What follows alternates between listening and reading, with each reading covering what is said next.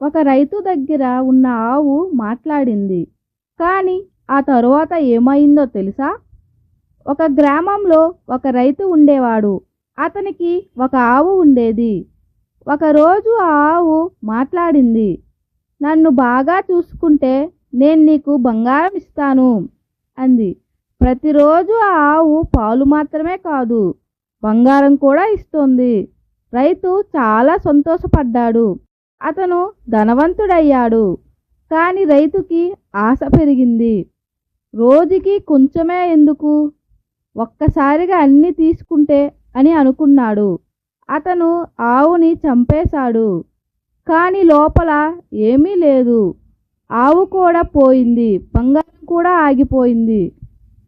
రైతు తన ఆశ వల్ల అన్నీ కోల్పోయాడు.